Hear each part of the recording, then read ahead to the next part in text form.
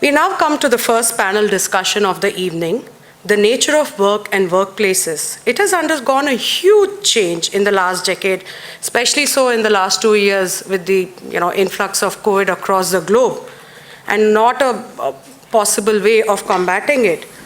Most sectors and many businesses globally today are facing the great resignation.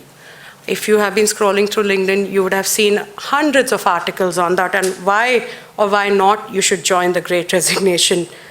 This is a term basically coined for the unprecedented number of employees quitting their jobs, most often without having another job lined up. Perks such as free beer in the office or ping pong tables or trendy and hip workplaces are no longer the priority for both employers as well as employees. So what does this mean for us as real estate professionals who happen to be women? To moderate this panel discussion, I invite Monica Mishra, the founder of iKiva.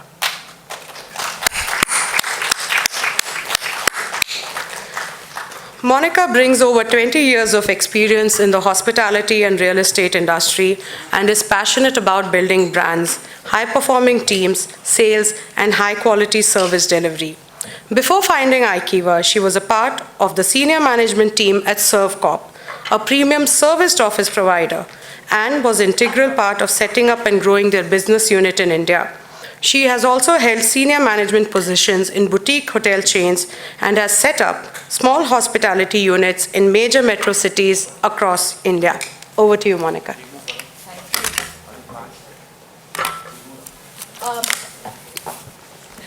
If I can invite my panelists on the stage, Mr. Thirumal from the RMZ Corp,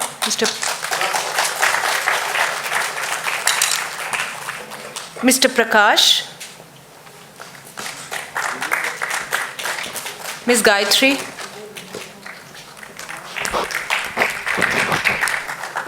Ms. Neha,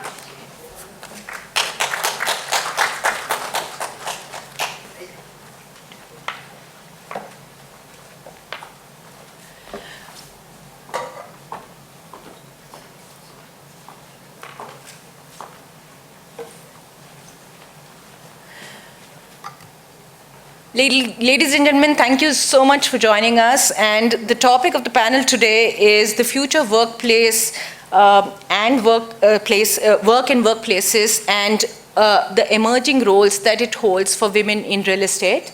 May I request the panelists to introduce themselves, because I believe you do the best justice to Hello. Yeah, hi, I'm Thirumal Govindraj. I'm the Managing Director from RMZ Corp, and I manage the asset management and revenue business for RMZ Corp. I'm Gayatri Vasudevan. I run a social enterprise which works with construction workers. Hi, I'm Neha Pagaria. I run a platform called Jobs for Her. It's India's largest platform to accelerate women's careers. I am A.N. Prakash. I'm the Managing Director of A.N. Prakash Construction Project Management Consulting Firm. Thank you.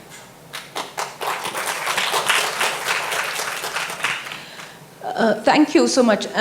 So what we'd like to start with the discussion is to actually understand from your perspective how workplaces and work has evolved, especially like we just discussed with the onset of pandemic and what it holds for us in this industry. Yeah, hi. I'd like to thank the organizers of WIRE for having us here. I think it's a fantastic platform for women in real estate. As an organization, we've been, working and trying to improve, the representation of women within all different, we've always had a high representation on the design side and on the architectural side, but, obviously on the construction and project management side also. So, workplace has been evolving. It's not something which has got disrupted or it's something which has changed drastically during the pandemic. I think it's been an evolving environment. I think real estate providers need to change the overall environment for companies to also grow. So a lot of the companies who came in the beginning, like the Microsoft. Some of them have their own campuses, some of them have gone into multi-tenanted buildings. But I think what's very important, and I think in 2012, we as an organization really looked at what actually drives B2C. You know, everybody delivers and talks about B2B. You know, you talk to the company and the company talks to the developer, and then, you know, you provide a solution. I think what the step B took was, how do we engage the B2B2C, so the actual users of the park. I think that gave us a huge, you know, it gave us a differentiator in terms of, you know, how companies made decisions. It also gave us insights into what people want, you know, what employees, when they come in, what do they, you know, they want. You know, companies were providing a lot of infrastructure, but if we provide the infrastructure, how it makes it different. The pandemic obviously has, has made some change, but I don't think anybody has the correct answer on the pandemic. I don't think anybody has stressed their assets yet. Everybody is still working from home. You know, everybody's come back 10%, 15%, 20%. So I don't think anything's going to evolve so drastically till people stress their assets, they understand what employees actually go through, how they're going to, you know, everybody's been talking about a lot of different aspects about, you know, increasing seat counts or reducing seat counts, increasing, you know, flexibility. But I think there's a lot more to happen. And I personally feel that the change is going to come in only once, you know, everybody is back to work and we understand actually how the environment plays with what the employees want. I think organizations want something, employees want something. So, you know, that's something which we are still toying with. We are building the, you know, we're putting in all the back-end infrastructure to ensure safety, but how it's going to actually, the environment going to evolve is, I think the jury is still out there on that. So if I can summarize, you're saying workplace evolves, speak with the customer, not just the business. Assets are not yet stressed, but we'll really come to know what will happen to this industry once all of us come back in terms of design. But if, Gayatri, I can ask you a very different angle from supporting social cause to getting women at construction. How has workspace evolved for them over time, and what is the impact of pandemic for them? So I think firstly, women at the front line, you know, that is the workers, women in construction sites have actually dwindled. If I look at 2007 to 2019, even before the pandemic, I would say there is almost an 80-90% reduction in large sites. So you have families who were coming in. Earlier also women were never skilled. They were, I normally call it in the housekeeping domain, you know. That is, they would take out the jalli, they would clean after the mason work. So all those, a lot of it is also because of the automation which has come in, which has resulted in women actually being, families don't come in now. They come in as single men migrants. So I think that's one place where you've seen women in construction actually reduce at the worker level. The second is across, if I could say, support services, you know, so you talk of electricians, plumbers, fabricators, any of these, or painters, which is not in the construction, civil construction. Women were never there, they are still not there. So women are not there in these sectors at all. I do believe a lot of women are come in at the education level. If I look at civil diploma, you know, at the ITI as well as civil diploma, but it doesn't translate to the workplace. So I think there is a lot to be done there. Do you foresee a change with the onset of pandemic for the good or the bad? Not Okay. Do you see a change with the onset of pandemic, whether good or bad? You said the number I think of... it will not happen here unless contracts are going to be given. So it's a business decision which will have to be there, where we'll have to consciously say women-led contractors have to be there. So how do we say that? I don't know if affirmative action is the right thing to do. Oftentimes it is, you know, it's a double-edged sword. But it is necessary, at least at some levels, for us to have the contracts given. And it could be in allied, in the construction sector, it could be in the allied also, because a lot of things are not in the core construction, but in allied also, if we could do it, it will add value. Neha, if I may ask, how do you see jobs emerging? How has there been impact on work and workplace? how's it changed with pandemic from, the aspects of really hiring, and how do you see it for women?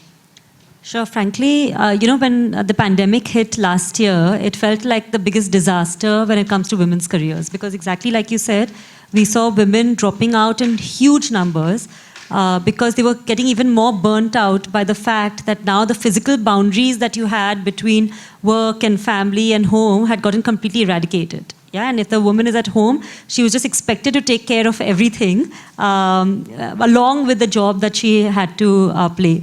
And of course, with schools being shut and mothers suddenly becoming teachers as well, and with companies firing in such large numbers, women were very often the first to be let go. So all these matters made things much worse, and actually female participation in the overall workplace in India dropped from the already low 20% to 15.5%. But what ended up being the biggest crisis for women's careers has now become a huge opportunity for women in the long run. And the reason for that is because, like somebody said, that the future of work is women, and they quoted Indra Nooyi. The reason for that is because the future of work is also diverse and flexible workplaces. I think companies have realized now, especially when they lost out women in such large numbers, it made them pause and think about what is the big change that they need to make if they want to be able to attract more female talent, retain them, and help them rise up the ladders. So we are seeing at JobSaha companies putting in huge amount of effort to actually nurture and attract female talent. And in fact, I think the Wire Network is a great example of that also, right? People coming together to realize, hey, we need to solve this problem. How do we do that? Also, suddenly flexibility is not an alien concept anymore. And I know, of course, it's much more difficult in a physical economy business like in real estate or in construction or in development. But even there is a lot of flexibility that can be given to all employees. And now that companies have figured out how to give that flexibility and still have high productivity, they don't balk at the idea of that. Which means it's not just work from home jobs that they can carve out, right? Because some jobs cannot be done from home. But in terms of having flexibility for timings, right? Everybody doesn't have to report at that particular time and leave at that particular time. Or some days where, say, at least people who are working in the offices, some days that they work in the office, some days they work at home. So that kind of flexible mindset is making a huge impact when it comes to be able to get more women in. And frankly, the longer the pandemic continues, even now, companies, like you said, are still at 10 to 20% of getting people back. The deeper the effects are, and the deeper the mindset change will be, so that when we actually do go back to a normal, I don't think we're going back to an old normal. It will be a new normal. And that will pave the way for many more women to be able to come in. Neha, just a quick question here though. Have you seen that similar impact in real estate for women as well, or just industry at large? So this is across industries, okay? But when it comes to real estate, it is more applicable to office jobs. When it comes to physical jobs, construction-related jobs, it's still a crisis. It's still in the crisis situation. There, a lot of effort needs to be done in order to be able to get those women back, like what you're talking about, the ones that we have lost. And again, I think there are lots of lessons to be learned over there from, say, the manufacturing industry. And the manufacturing industry is already doing a huge amount of effort when it comes to programs, initiatives, policies, to be able to get women, not just in urban India or in tier 1 cities, but even in remote areas. How do they get more women to come in and participate? In fact, you'll be seeing so many reports about so many manufacturing facilities which are now women-run only. So they're removing a lot of stigma when it comes to these are the jobs that are for women and these are the jobs that women can't do, versus saying that every job can be done by a woman. Mr. Prakash, what are your perceptions and experiences as to how work and workplace has really evolved? And where do you see it going? And also, where do you see women's role in the future of what workplace is going to be? Thank you. First of all, I'm very nervous facing so many ladies at the same time. I've never done that earlier. For me, I'm from core construction. So I can only confine myself my knowledge is confined to what happens at the construction sites, because we have never ventured into design or anything else. First of all, during the pandemic, there was no construction. So there were hardly any ladies, or neither the ladies nor men, involved in what to talk about what happened during that. But the greatest thing that we could see was, of course, Neha mentioned about the ladies having to teach and having the children about it. But also the advantage was that we could meet at any time possible. We could find out what time is it convenient for you.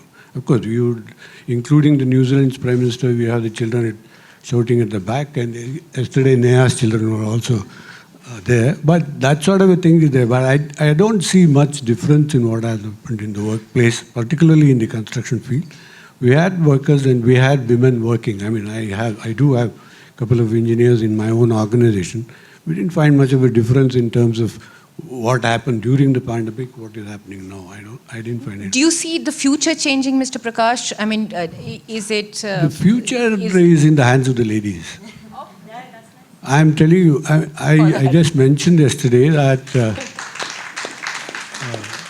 I would like to see one day the whole auditorium full of these ladies.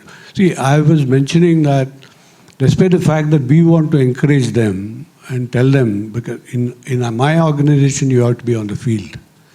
So when we talk to these girls, the first question they ask is, what sort of a work do you have? I remember, Dave, when we had a few girls, we had employed them and sent them to the site.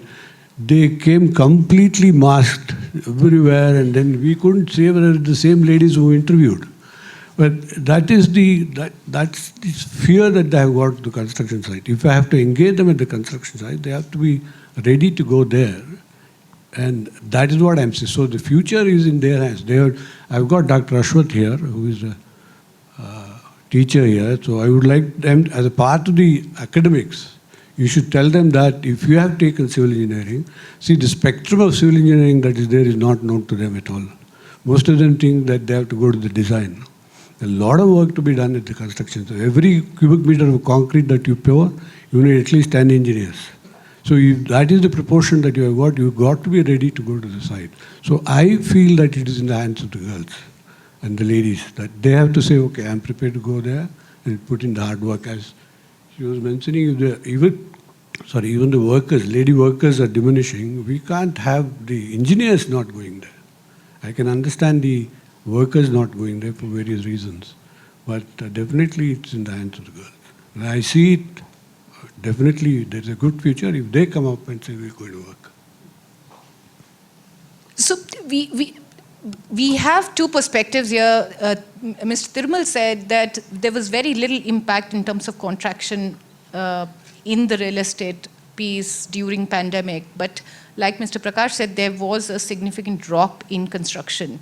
Mr. Thirumal, do you actually see this growing, staying same? How do you see the demand in this industry really changing, especially with regards to the amount of jobs that this industry actually provides to workers and across different spectrum? See, I think what Mr. Prakash said was that construction slowed down. It didn't stop. It stopped because the government didn't allow you to work. Otherwise, I'm sure most of us would have been working. So the industries, so the construction started as soon as the lockdown went away. So I think the labor's back. I don't see, the industry, losing, quantum of space. I think every project which was launched in 2018-19 is going in for completion. So I don't see that changing. So there is enough and more real estate coming in, the residential market. So there are two distinct, markets for us. It's the commercial real estate and the residential. We don't track the residential. We don't do residential, so I won't speak about residential. For us, it's mostly commercial real estate. So commercial real estate, if you talk to most corporate real estate people, there's so many of them in the room, nobody has stopped hiring. Everybody has been hiring at the same pace they were hiring before the lockdown. So they are, and I'm sure a lot of them are struggling with culture, a lot of them are struggling with employees coming. Why the attrition's gone up? Because people have no connect with the organization. So today, if you don't give me, I'll go somewhere else. So I think they will come back. like I said in the beginning, I think the return's going to be faster than we expect if everything goes normal. So I don't see the industry slowing down, because if hiring is at the same pace, people are getting, organizations are hiring and new organizations are coming into the country. So I'm sure we are not going to have a 2019 kind of a year. Obviously 2021 is going to be slow, but I think we're going to be back to those numbers in 23, 24. I think it's going to be a graph which will move up, but I still feel the industry is very positive. There is so much of growth coming through.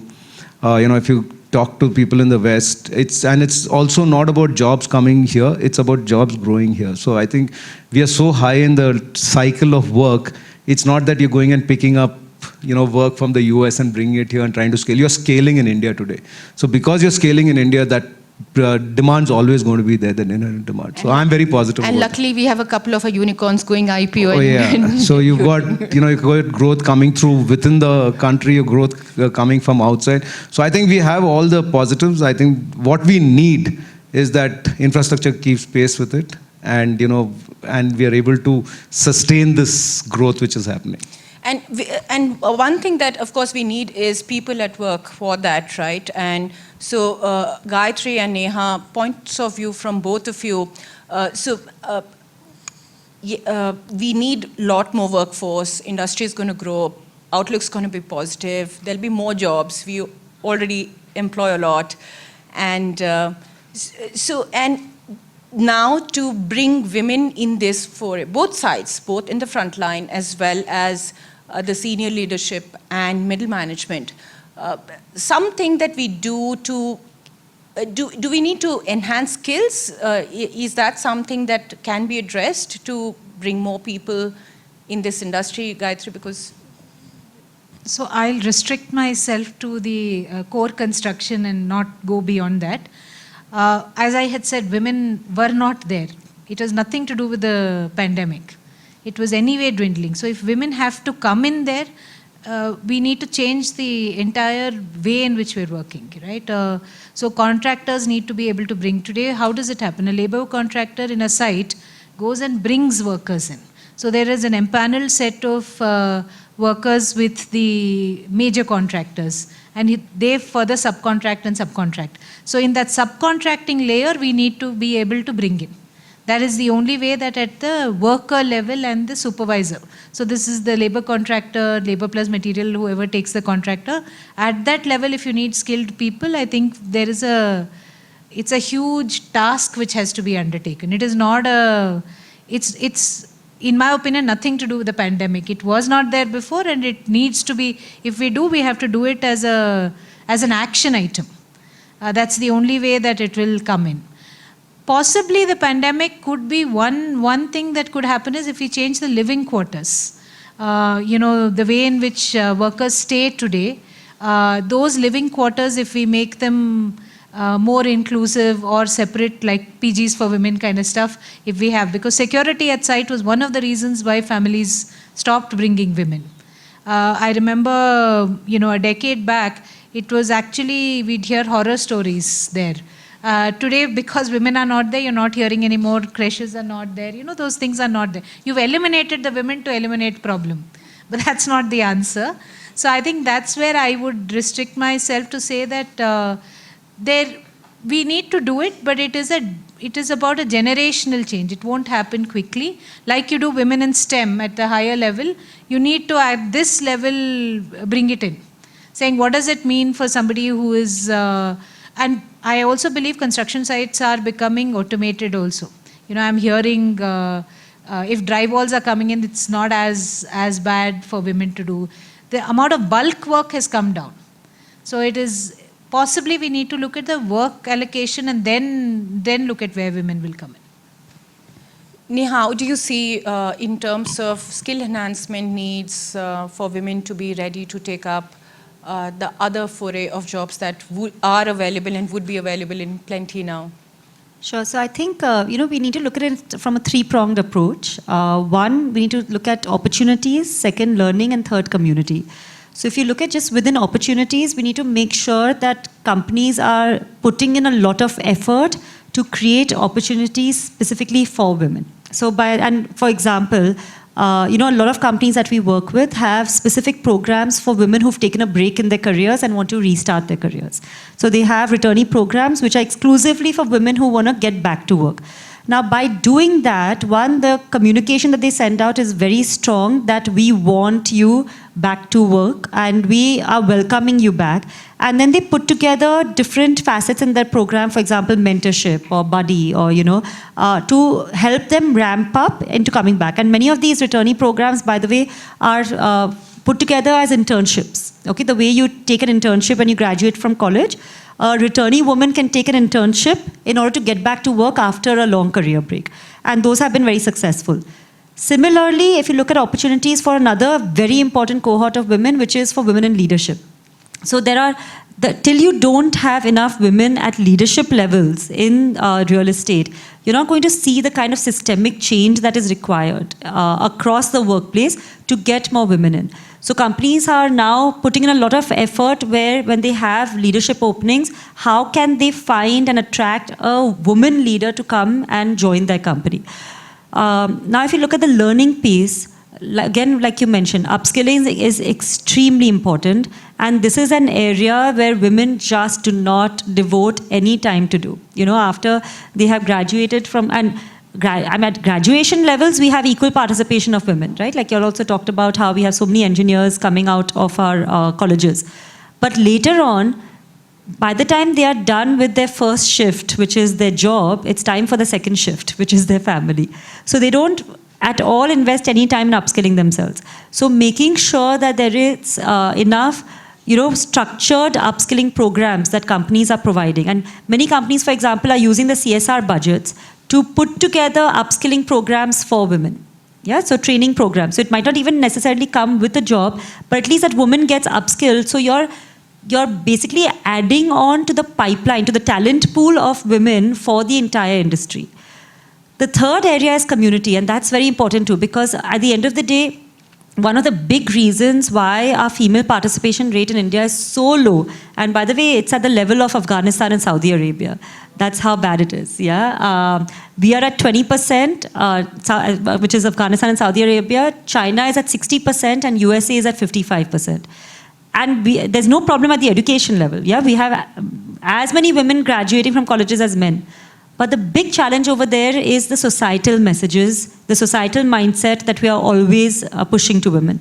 So, I mean, for example, if you have a woman who's interested in graduating as a civil engineer or mechanical engineer, she might be pushed more towards architecture, interior design, because that might be more family friendly in the long run, right? And she doesn't have to then, go as much and stand on that site and work there.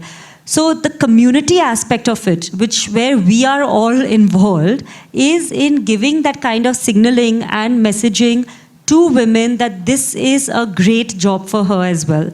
Showcasing the women who are actually in it, and which is why a network like this is so important. Because for other women to realize that, hey, this is actually a right platform for me too. And look, there are so many other women who are doing it as well.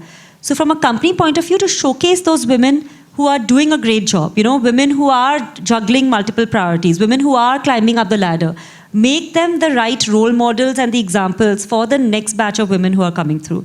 So I think we have to think about it in a very structured manner, and if we do it, I'm 100% sure that we can tackle this problem. Mr. Prakash, this is something you touched upon even during our offline conversation before this official panel, that it's what women, they do, of course, get educated, but it depends on what career choices they make, how they're groomed, and a lot of people drop out. And you also touched upon mentorship programs that you've done to actually groom them. So I think it'll be good for you to share that experience as an example of what you've done. I ran a school for construction project management, construction management excellence. I always said I was a bad student, I'm a good teacher, so let me run a school.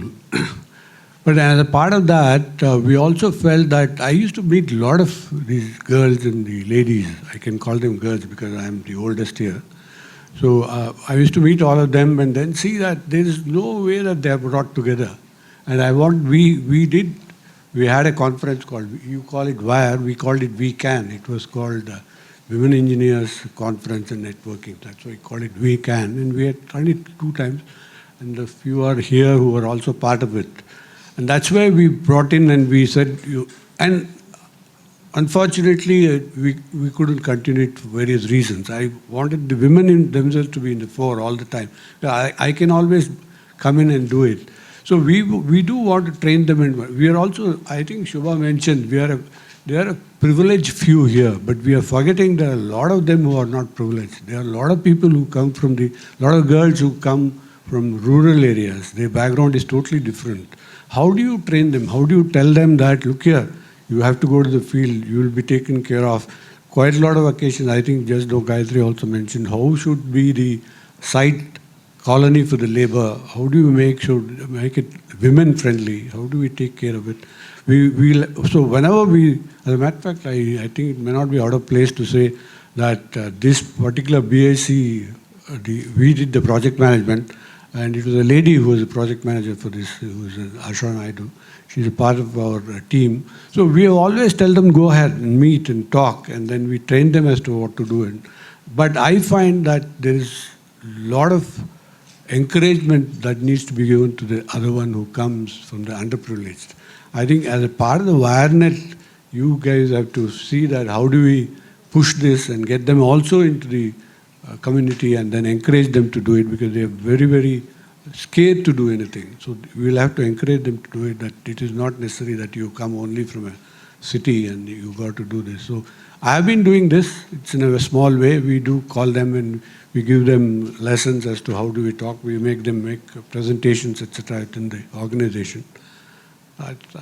And definitely they need encouragement, and that's what we need to do. So, Thirumal, if I may ask, maybe something that you'd like to share about either mentorship or how you promote leadership roles of, women in leadership within your company, or something that you witnessed. We've had a very diverse organization from the beginning. It's not skewed anyway, but obviously, like being the nature of the industry, the engineering teams on the ground is mostly, the men, but we do have people on the design side. I think our design team, it's 70% women, and most of them are senior architects and project managers on this thing. On the construction side also we do have. So we've actually taken a conscious decision over the last couple of years, and we have actually promoted a lot of the people who are part of the organization, who have grown. My team also, the person who runs our Mumbai office is a lady, and we've also hired. So the way we look at it is, it should be a balanced team. We don't put percentages to it, but we generally like to have it a balanced team across. And I don't think there is anything anybody is defined that you can't do this or you can't do that. I think in the organization, it's an open field. It's an equal playing field. So anybody who's willing to take on the job and do it, more than happy. We don't look at. So as an organization, we are very, very. We're consciously, not only us as the leadership team, but also the promoters from the organization. Changing gears, quick 30 seconds. Something that in your career you have disrupted. There's nothing, I think the career itself was a disruption, I think, real estate, when we joined, everybody looked at us as to, you guys are going to become brokers. So that itself is, I think, a big disruption for us. I think the industry has evolved. Disruption is something which is happening every year. I don't think it's disruption happening every 5 years or a decade. And I believe very strongly that if you do not disrupt the way you do business on a yearly basis, you're not going to evolve as a business. So I think all of us collectively, from organization side, from developers, from service providers, from everywhere, because everybody talks, that day I was having an argument with somebody and they said that, we believe very strongly in sustainability. So I said sustainability comes at a cost. So, everybody wants sustainability, everybody wants the best product, but nobody wants to pay for it. So, the guy who's providing it, how does it work? So I think for us, it's a constant change. So that's what I would like to say. Gayatri, something that you've disrupted. I think probably my consciousness. I don't know whether disruption, but I think we were, as an organization, be able to influence policy to look at skilling on site as a valid thing. We were also able to influence policy in certain states where we were able to, for example, wiremen, if you look at in Tamil Nadu, it's not called wiremen anymore. Because the girls are electricians who go and do the line job. So they've changed the terminology itself. I think those are the kinds of things we've done. I wouldn't call it disruption, but at least we made little changes there. Neha. I think for me, it's been the conversation around maternity leave and paternity leave, because, when the 6-month maternity leave happened, we all were very excited that, wow, India is now providing 6 months maternity leave and it's so great for women. And it actually ended up being a disaster again because everybody got scared of hiring women because the only thing they thought about was 6-month maternity leave. And we sent out a very strong message that, the baby is born only to the mother. The father doesn't need to be involved at all. So what we've been really pushing for has been parental leave. So that 3 months the mother can take leave and 3 months the father can take leave to kind of equal that playing field. And we're seeing slowly, like you said, change happens very, very slowly. But we're seeing slowly that conversation change and again the messaging change. Mr. Prakash. I think 3.5 decades back when I started construction project management, and construction and management was considered an oxymoron. And they said you can never do it. So wherever I went, the door was shut on my face. But I think we still, unfortunately, have the white skin complex. So unless somebody international recognized us, it was happened. So that's how it. I think that was a disruption when I came and started construction project management. So while we do the closing remarks of this panel, of course, industry is here to stay. It will grow and continue to grow and employ a lot of people, and certain affirmative steps that each of our panelists who come from a very, very diverse diaspora are talking about that touch different aspects of real estate industry. And like I'm sure all of you seen, it's very, very different what each one of us have witnessed and experienced. So still my takeaways at least are look at what allocation of work to whom that makes sense, look at skill development, look at mentoring, look at what we can take as affirmative actions ourselves. And one resonating message to all the founders of WireNet that a network like this, WireNet, so we come together and actually support the women. From all these very serious conversations, we now will wrap up with a very, very quick fireside. So, Thiru, one word that describes future of real estate. Like I already said, no, disruption. Disruption on real estate. I think that's going to be the one word which will always keep it going. One woman you admire. Yeah, that's it. There are too many of them, yeah. So, yeah, I know. Thanks.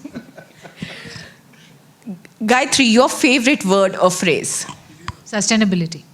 Okay. Desserts or salads? You look at me and you know it's desert.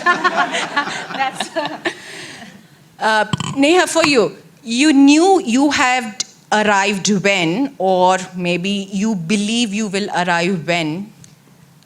When we reach 50% participation in the Indian workplace for women. Exercise or sleep? Sleep always. Mr. Prakash, who would you rather be if not yourself? Myself. I have not seen anybody else. I think I love myself. But I would like to answer that question. The woman you admire? Yes. I'll tell you, this is Mrs. Chandavaka.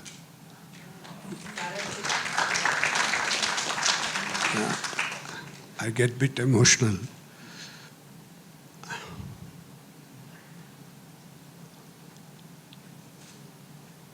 She's the lady who encouraged me 36 years back. And Nina is here. Nina is here. Her daughter-in-law is here. I built 2 houses for her and I showed her what is project management. She's the lady who really encouraged me. And the next one is the lady worker, the construction worker, the lady who works. I would like. Well, that's a wrap for us. Thank you so much for joining us.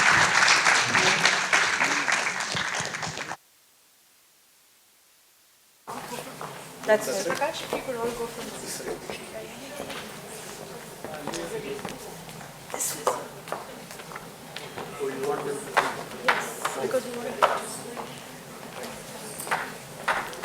Thank you so much, Monica, Tiru, Gayatri, Neha, and Mr. Prakash. That was indeed a scintillating discussion.